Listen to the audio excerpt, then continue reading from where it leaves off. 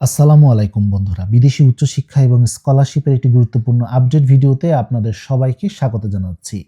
বন্ধুরা, আগামী কিছুদিনের মধ্যে তুরস্কের সরকারি স্কলারশিপ, যেটাকে তুরস্ক বুর্সেলার স্কলারশিপ বলে, তার আবেদন কার্যক্রম শুরু হতে যাচ্ছে। রিসেন্টলি এটা নিয়ে আমি একটি ভিডিও দিয়েছি, সেখানে সুযোগ সুবিধা অসুবিধা এবং অন্যান্য সব কিছু নিয়ে তথ্য দিয়েছি। চাইলে সেই ভিডিওটি দেখে নিতে পারেন, সেখানে আমি আরও অনেক তথ্য শেয়ার করেছি যা আজকের ভিডিওতে হয়তো আমি আলোচনা করব না, কারণ আজকের ভিডিওতে মূলত আমি ডকুমেন্টস নিয়ে কথাবার্তা বলবো, যেটা সমস্যার মূল জায়গা। ম্যাক্সিমাম স্টুডেন্ট ভালোভাবে ডকুমেন্টসগুলো রেডি করতে পারে না এবং অনেকের অনেক কনফিউশন থাকে। তাই আজকে এই ডকুমেন্টসের ব্যাপারে একদম ক্লিয়ার কাট আলোচনা করব, অনেক তথ্য দিব। আশা করি ডকুমেন্টস নিয়ে আর সমস্যা থাকবে না ইনশাল্লাহ। তাই ভিডিওটি শুরু থেকে শেষ পর্যন্ত দেখার অনুরোধ করছি। বন্ধুরা, আপনি যদি আমার এই ভিডিওটি ফেসবুকে দেখে থাকেন তাহলে আমার ফেসবুক পেজটি ফলো করার অনুরোধ করছি, আর যদি ইউটিউবে দেখে থাকেন তাহলে ইউটিউব চ্যানেলটি সাবস্ক্রাইব করে রাখার অনুরোধ করছি। তাহলে এই ব্যাপারে সবসময় আপডেট তথ্য সবসময় ইনশাল্লাহ আপনারা পেয়ে যাবেন। তুরস্ক সরকারি স্কলারশিপের সুবিধা নিয়ে আলোচনা করি, কারণ সুযোগ সুবিধা জানা থাকলে হয়তো আপনি এই স্কলারশিপের ব্যাপারে আরও বেশি আগ্রহী হবেন। প্রথম সুবিধা, মান্থলি একটা স্টাইপেন্ড পাচ্ছেন। দ্বিতীয় সুবিধা, অ্যাকোমোডেশন ফ্রি পাচ্ছেন। ইউনিভার্সিটি বিভিন্ন ডিপার্টমেন্টে প্লেসমেন্ট তো থাকছেই, বিভিন্ন নেটওয়ার্কের সাথে যুক্ত করা অর্থাৎ নেটওয়ার্কিং করার একটি সুযোগ কিন্তু রয়েছে। পাশাপাশি হেলথ ইন্স্যুরেন্সের সুযোগ সুবিধা পাবেন। সোশ্যাল এবং কালচারাল বিভিন্ন অ্যাক্টিভিটিসে জয়েন করার সুযোগ রয়েছে।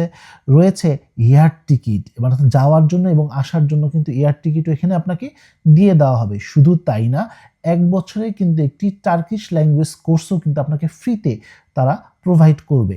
সর্বোপরি টিউশন ফি আপনাকে দিতে হচ্ছে না। এছাড়াও আরও বেশ কিছু সুবিধা রয়েছে।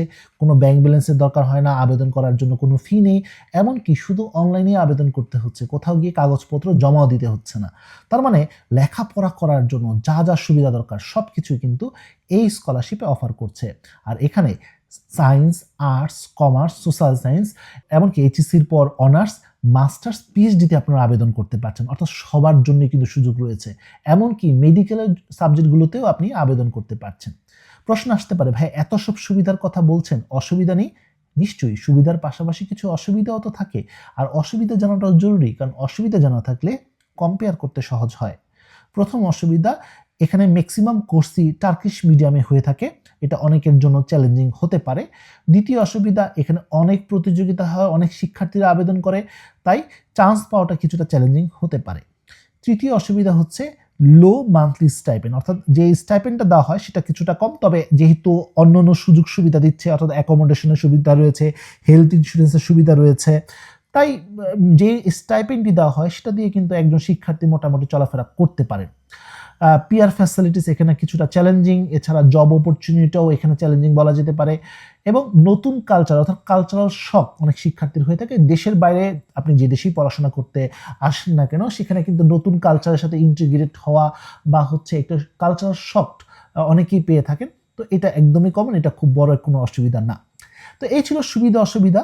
আশা করি এখন কম্পেয়ার করতে পারছেন যে এই স্কলারশিপে আপনার আবেদন করা উচিত কি উচিত না। এবার আসি আবেদন করার ন্যূনতম যোগ্যতা। বন্ধুরা, প্রথমে হচ্ছে জিপিএ রিকোয়ারমেন্ট। আপনি যদি ব্যাচেলর ডিগ্রিতে আবেদন করতে চান, অর্থাৎ এইচএসসি কমপ্লিট করেছেন, এখন আপনি অনার্সে আবেদন করতে চাচ্ছেন, সাধারণ সাবজেক্টগুলোতে আপনার বিগত রেজাল্ট 70% আপনার ন্যূনতম মার্কস থাকতে হবে। আপনি যদি মাস্টার্সে আবেদন করতে চান বা পিএইচডিতে আবেদন করতে চান, তাহলে আপনার বিগত রেজাল্ট 75% হতে হবে।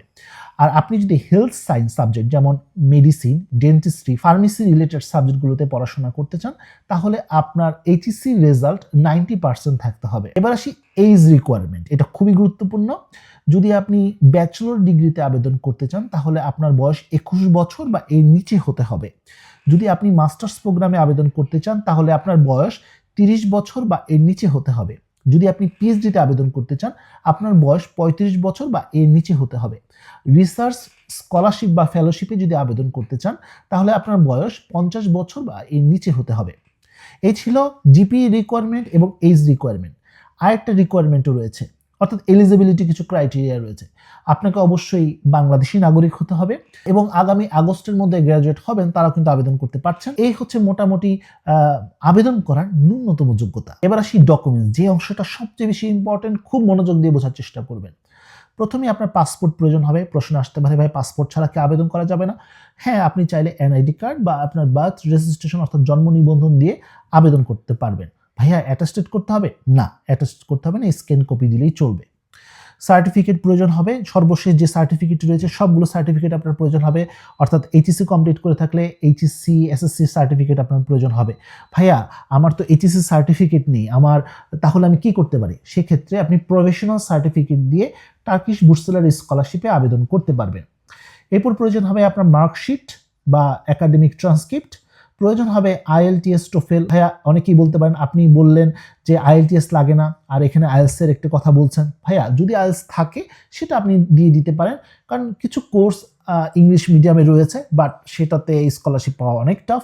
বাট যেহেতু আপনার কাছে একটা সার্টিফিকেট রয়েছে, সেটা আপনার একটা যোগ্যতা, সেটা অবশ্যই কমিটিকে জানান যে আপনার অন্য একটি ভাষার উপর যোগ্যতা রয়েছে।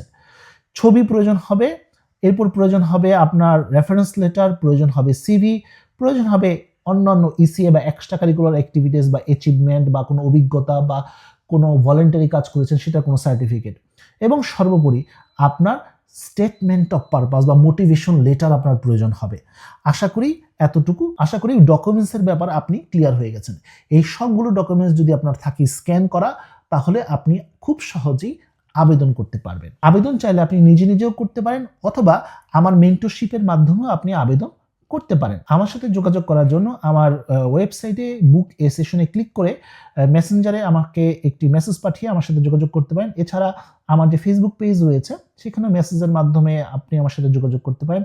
এছাড়া আমার ইউটিউব চ্যানেলে প্লেলিস্ট রয়েছে, সেখান থেকে সকল ভিডিও আপনি পেয়ে যাবেন। আর সর্বোপরি আমার ইমেল অ্যাড্রেস দিয়েও আপনি আমার সাথে যোগাযোগ করতে পারেন এবং আমার মেন্টরশিপ আপনি নিতে পারবেন। আর যেটা বললাম, আপনি চাইলে নিজে নিজেও আবেদন করতে পারেন। সেক্ষেত্রে আমার পেজ এবং আমার ইউটিউব চ্যানেলের প্লেলিস্টে যাবেন, সকল ভিডিও আপনি পেয়ে যাবেন ইনশাআল্লাহ, এবং সেটা দেখে নিজে নিজেও আবেদন করতে পারেন। তবে একটা পারফেক্ট আবেদন করার জন্য একা একা আবেদন করাটা সমস্যা হতে পারে, ভুল হয়ে যেতে পারে। একটা সঠিক গাইডেন্স দিয়ে আপনি আবেদন করতে চান, একটি পারফেক্ট আবেদন করতে চান, সেক্ষেত্রে কিন্তু আপনি আমার পেইড মেন্টরশিপ নিতে পারেন। যাই হোক বন্ধুরা, আমরা ডেডলাইন নিয়ে একটু আলোচনা করি। আবেদন কার্যক্রম শুরু হবে জানুয়ারি মাসের 10 তারিখ থেকে এবং চলবে ফেব্রুয়ারি মাসের 20 তারিখ পর্যন্ত। ইভ্যালুয়েশন প্রসেস মার্চ থেকে এপ্রিল পর্যন্ত চলবে। ইন্টারভিউ পিরিয়ড মূলত এপ্রিল থেকে জুন। ফাইনাল রেজাল্ট মূলত অগাস্টে দেওয়া হয়। আর ইনিশিয়াল প্রসিডিওর, ভিসা, এই সংক্রান্ত কাজগুলো মূলত অগাস্টেই হয়। আর মূলত ক্লাস সেপ্টেম্বরে, তাই সেপ্টেম্বর থেকে ক্লাস শুরু হয়ে যাবে ইনশাআল্লাহ। গুরুত্বপূর্ণ যত লিঙ্ক রয়েছে সবকিছু আমি প্রথম কমেন্টে দিয়ে দিব, সেখান থেকে আমার সাথে যোগাযোগ করার সুযোগ আপনি পেয়ে যাবেন ইনশাআল্লাহ। বন্ধুরা, আজ পর্যন্ত সবাই ভালো থাকুন, সুস্থ থাকুন। দেখা হবে আগামী কোনো ভিডিওতে। সে পর্যন্ত আল্লাহ হাফেজ।